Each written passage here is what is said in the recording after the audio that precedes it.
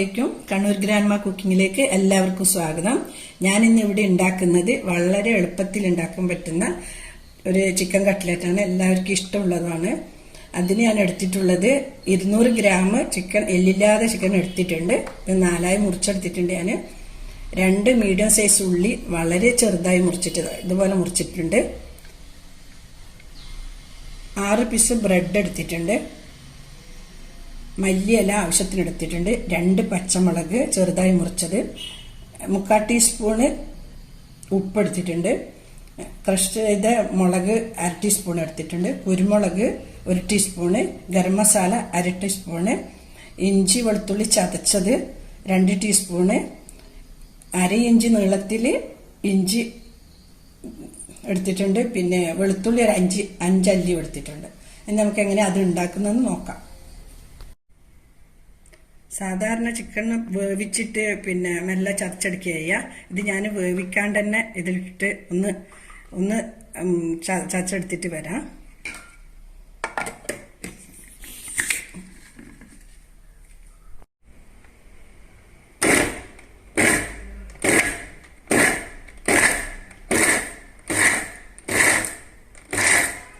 ഇതായിട്ടുണ്ട് അല്ലേ? ഇത് ഇതുപോലെ ചതച്ചെടുത്തിട്ടുണ്ട്. ഇത് ഈ പാത്രത്തിലേക്ക് മാറ്റാം.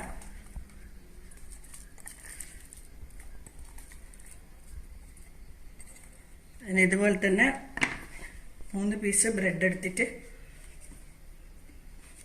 പൊടിച്ചെടുക്കാം.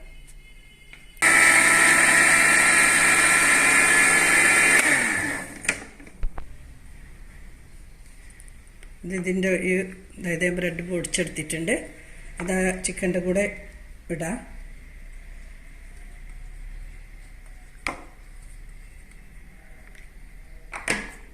ഉള്ളി ചേർക്കാം.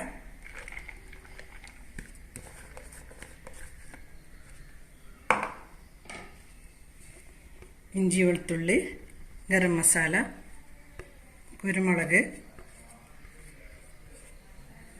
മുളക്, ഉപ്പ്, പച്ചമുളക്, മല്ലിയില, ഇതെല്ലാം കൂടി ഒന്ന് നല്ലപോലെ യോജിപ്പിച്ചെടുക്കാം.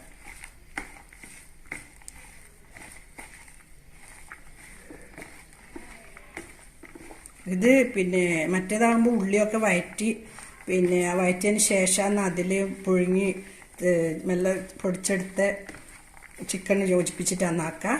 ഇതിലൊന്നും വേവിക്കുന്നില്ല, എല്ലാം വേവിക്കാണ്ടുള്ളതാണ്. പെട്ടെന്ന് ചെയ്തെടുക്കാം. നല്ലപോലെ മിക്സ് ചെയ്യണം.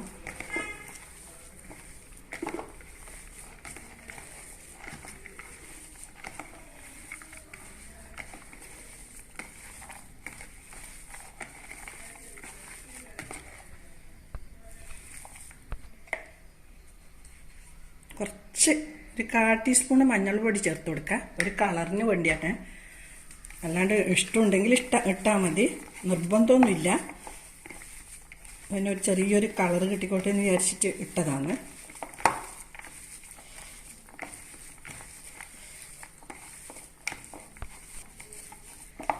നല്ലപോലെ യോജിപ്പിച്ചിട്ടുണ്ട്. ഇനി നമുക്ക് ഇത് പൊരിച്ചെടുക്കാൻ വേണ്ടി ബ്രെഡ് ക്രംസ് ആക്കാം.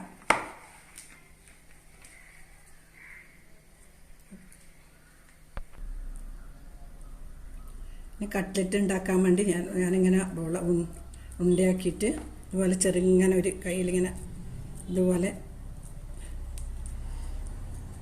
പരത്തിയെടുക്കാം. നിങ്ങൾക്ക് ഏത് ഷേപ്പും ആക്കാം. ഞാനിപ്പോൾ സാധാരണ കട്ട്ലറ്റ് പോലെ ഇങ്ങനെ റൗണ്ടിലാണ് ആക്കുന്നത്. ഏകദേശം ഈ വലുപ്പത്തിലെടുക്കുക.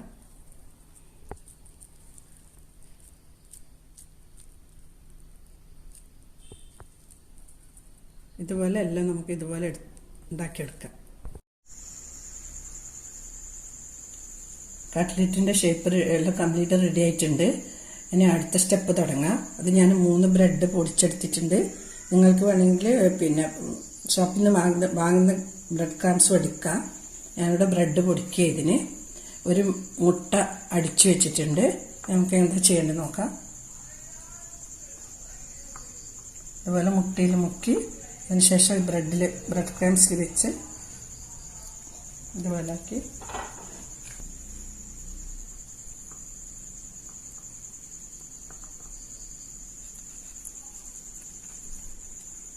ഇത് പിന്നെ നിങ്ങൾക്ക് വേണമെങ്കിൽ ഇതിൽ മുക്കാണ്ടും ആക്കാം. ബ്രെഡ് ക്രംസും മുട്ടയൊന്നും ഇല്ലാണ്ട് ഡയറക്റ്റ് എണ്ണയിലിട്ട് പൊരിച്ചെടുക്കുകയും ചെയ്യാം. പൊടിഞ്ഞു പോകുമൊന്നുമില്ല.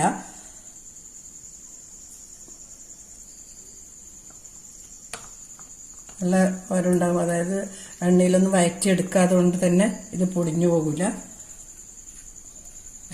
നല്ല ടേസ്റ്റുമാണ് കഴിക്കാൻ വേണ്ടി. എൻ്റെ വീഡിയോ കാണുന്നവരാരെങ്കിലും സബ്സ്ക്രൈബ് ചെയ്യാൻ ബാക്കിയുണ്ടെങ്കിൽ സബ്സ്ക്രൈബ് ചെയ്യണം. തൊട്ടടുത്തുള്ള ബെൽ ബട്ടൺ കൂടി ഒന്ന് ക്ലിക്ക് ചെയ്യണം. ബെൽ ബട്ടൺ അമർത്തിയാൽ ഞാനിടുന്ന വീഡിയോക്ക് നിങ്ങൾക്ക് നോട്ടിഫിക്കേഷൻ വരും. ആരെങ്കിലും എൻ്റെ മറ്റുള്ള വീഡിയോ കണ്ടിട്ടില്ലെങ്കിൽ അതും കൂടി ഒന്ന് കാണണം.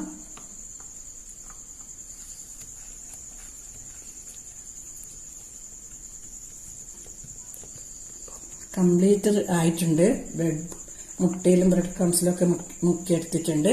ഇനി ഇതെങ്ങനെ നമുക്ക് പൊരിച്ചെടുക്കാം. സ്റ്റവ് ഓണായി കൊടുക്കാം.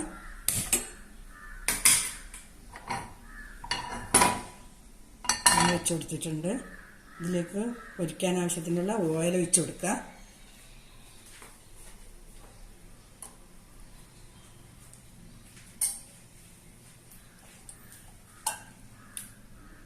ഓയിൽ ഒഴിച്ചു കൊടുക്കുന്നുണ്ട്.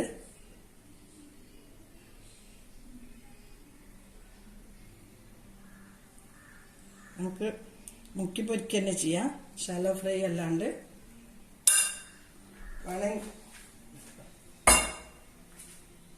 വേണമെങ്കിൽ ഷാലോ ഫ്രൈ ആക്കാം.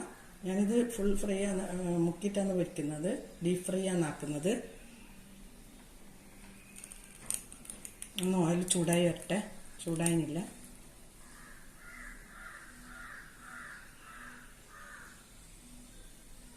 ചൂടായ നോക്കിട്ടെ. ഇല്ല, ചൂടായിട്ടില്ല. കുറച്ച് ചൂടായിട്ട്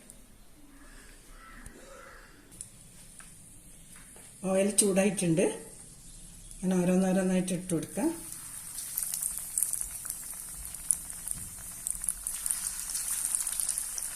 നിങ്ങൾ വിചാരിക്കും വേവിക്കാണ്ട് ചിക്കനാക്കിയാൽ ഇത് വെന്ത് കിട്ടുമെന്ന്. എന്തായാലും വെന്ത് കിട്ടും തീർച്ചയായിട്ടും.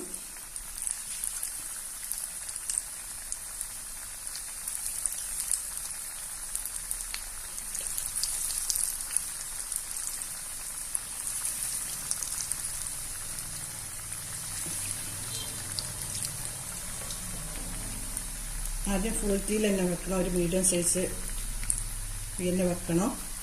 അല്ലെങ്കിൽ പിന്നെ പൊടിഞ്ഞു പോകും അരച്ചിടുമ്പോൾ.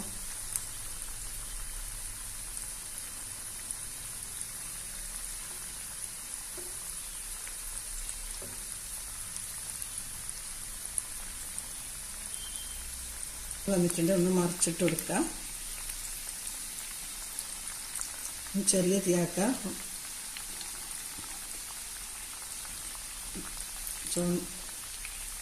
നല്ല മറിച്ചിട്ട് കൊടുക്കാം. സ്ലോ ആക്കിയിട്ടുണ്ട്. നമുക്കൊന്ന് ചിക്കനൊക്കെ ഒന്ന് വെന്ത് കിട്ടേണ്ടതല്ലേ. ഫുൾ തീയിലാകുമ്പോൾ പിന്നെ അത് ചിലപ്പോൾ വെന്ത് കിട്ടില്ല. അതിന് കുറച്ച് സമയം ചെറിയ തീയിലൊന്ന് വരട്ടെ, കരിഞ്ഞ് വരട്ടെ. നല്ല ടേസ്റ്റാണ് കട്ട്ലറ്റ്. നിങ്ങൾക്ക് വേണമെങ്കിൽ ഞാനിതിൽ ബ്രെഡാണല്ലോ ചിക്കൻ്റെ കൂടെ കുഴച്ചിട്ടുള്ളത്. നിങ്ങൾക്ക് വേണമെങ്കിൽ ഉരുളക്കിഴങ്ങും ഇതുപോലെ പുഴുങ്ങി മാഷാക്കിയിട്ട് അതിൻ്റെ കൂടെ മിക്സ് ചെയ്ത് കുഴച്ചിട്ട് എടുക്കുക. ബ്രെഡ് അല്ലാണ്ട് ഉരുളക്കിഴങ്ങാണ് ഇഷ്ടമാണെങ്കിൽ ഉരുളക്കിഴങ്ങ് ആക്കാം. അല്ല ബ്രെഡ്, ഇത് രണ്ടും ചെയ്യാം.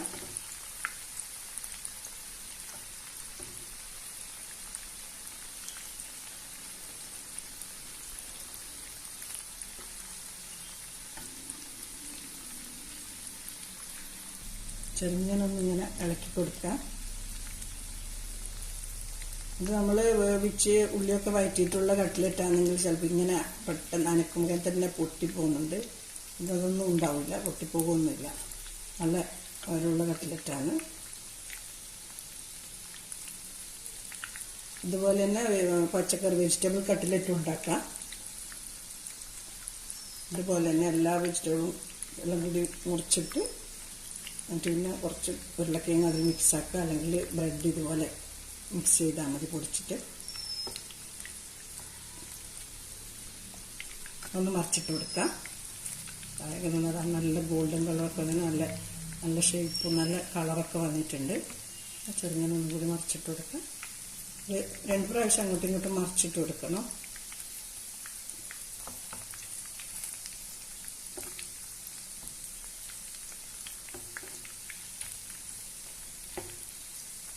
എണ്ണയൊക്കെ ഒന്നും കുടിക്കൂല, അങ്ങനെയൊന്നും കൂടുതൽ എണ്ണയൊന്നും കുടിക്കൂല ഇത്.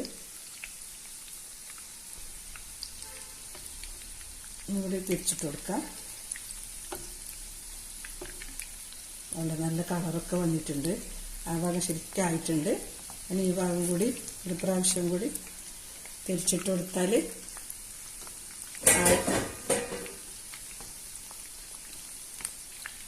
നല്ലപോലെ വെന്തിട്ടൊക്കെ ഉണ്ടാവും.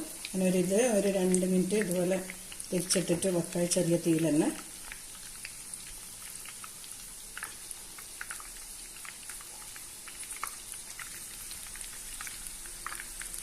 മറിച്ചിട്ടിട്ട് 2 മിനിറ്റ് വീണ്ടും ഞാൻ വേവിച്ചിട്ടുണ്ട്. അതുപോലെ തന്നെ നമ്മൾ പെർഫെക്റ്റ് കട്ട്ലറ്റ് ആയിട്ടുണ്ട്. അത് കോരിയെടുക്കാം.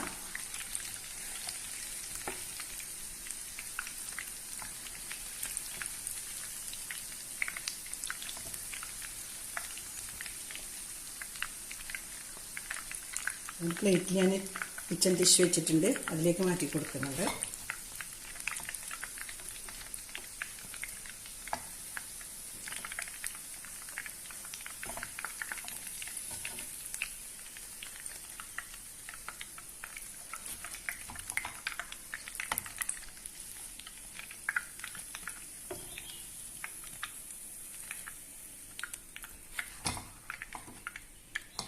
ബാക്കിയുള്ള കട്ട്ലറ്റും അതുപോലെ ചുട്ടെടുക്കാം.